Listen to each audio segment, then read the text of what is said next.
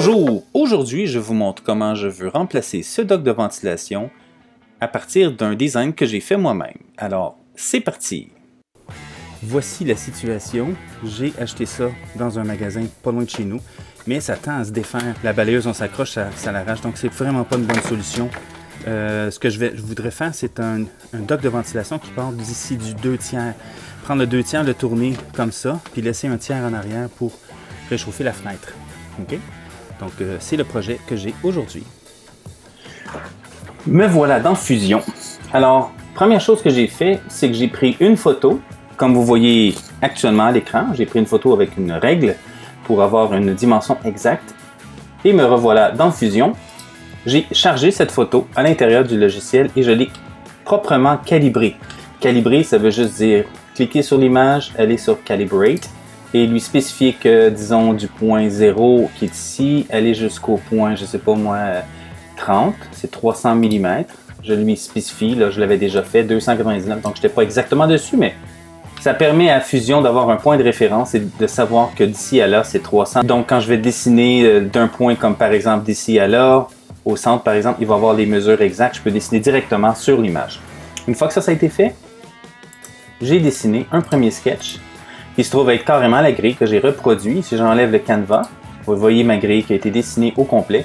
Je l'ai dessinée au complet, c'était un peu superflu, mais en réalité, je voulais juste voir les dimensions, voir si tout était correct. Et tout est parfait, donc ma photo est bien isométrique, bien plate. Ensuite, une fois que ça a été fait, j'ai dessiné les deux côtés. Ce dessin est pour le côté de la grille, donc c'est à partir de cette courbe que j'ai dessiné la partie principale du dock de ventilation. Et les deux côtés proviennent de ce dessin ici.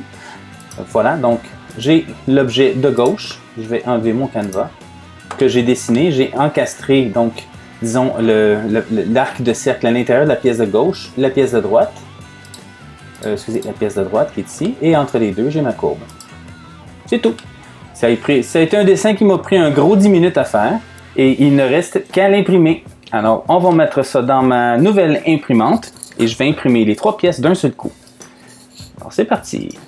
Nous voilà dans Cura, afin de pouvoir préparer les pièces à être imprimées. Première chose, je vais changer l'imprimante pour ma Creality 10 S5. Pourquoi? Parce que je veux pouvoir imprimer la partie courbée à la verticale et je sais que ma Ultimaker n'est pas assez haute. Alors, je vais utiliser cette imprimante. Il s'agit maintenant de charger les 3 fichiers.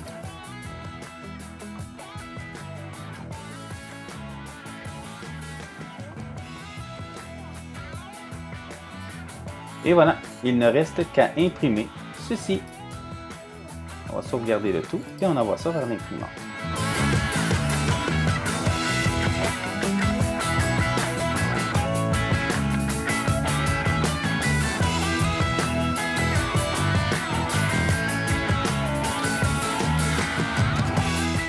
Et voici les pièces, une fois imprimées. Il s'agit de les monter maintenant.